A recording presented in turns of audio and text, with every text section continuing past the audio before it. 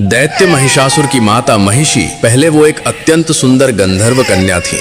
बाद में वो एक भैंसिनी बनी। पहले उनकी सुंदरता इतनी अद्भुत थी कि अप्सराएं भी उनके सामने फीकी लगती थीं। एक दिन महिषी अपनी सहेलियों के साथ एक सुंदर तालाब में मस्ती कर रही थीं। सभी एक दूसरे के ऊपर पानी उठाकर हंसी ठठोली वे सब मग्न थीं। तभी महिषी की दृष्टि पास ही बैठे एक ऋषि पर पड़ी जो ध्यान मग्न होकर तपस्या कर रहे थे। महिषी के मन में शरारत सूझी। वो धीरे से ऋषि के पास जाकर जानबूझकर कीचड़ भरा पानी ऋषि के ऊपर उछालने लगी, जिससे ऋषि का ध्यान भंग हो गया। ऋषि ने जब नेत्र खोले तो उस गंधर्व कन्या की हरकत देखकर क्रोधित हो उठे। ऋषि ने कहा, हे गंधर्व कन्या, तुमने मेरे साथ ये ठीक नहीं किया। तुमने बिना कारण मुझे कीचड़ युक्त कर दिया और मेरी तपस्या भंग की। ऐसा घिनौनी हरकत तो केवल एक भैंस ही करती है। इसलिए मैं तुम्हें श्राप देता हूँ कि आज से तुम एक भैंस बन जाओगी। कन्या भयभीत होकर हाथ जोड़ने लगी और क्षमा याचना करते हुए बोली, भगवान, मैं अपनी भूल स्वीकार करती हूँ। कृपा करके मुझे इस श्राप से मुक्ति दें। तभी ऋषि का क्रोध शांत हुआ और उन्होंने कहा,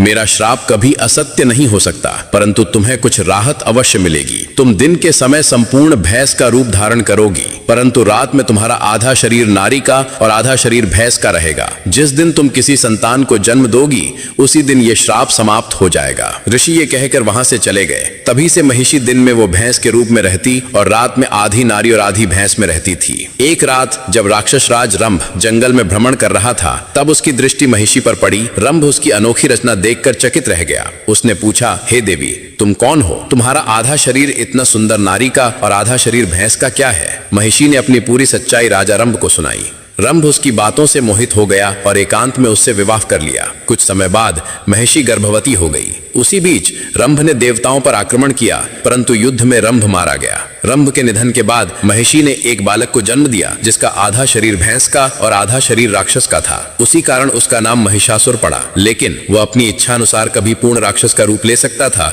और कभी विशाल भैंस का रूप ले सकता था। आगे चलकर महिषासुर इतना शक्तिशाली हो गया कि स्वयं माता दुर्गा ने उसका वध कर दिया। अब माता दुर्गा को अपने दिल से मानने वाले भक्त कमेंट में जय माता दुर्गा अवश्य लिखें।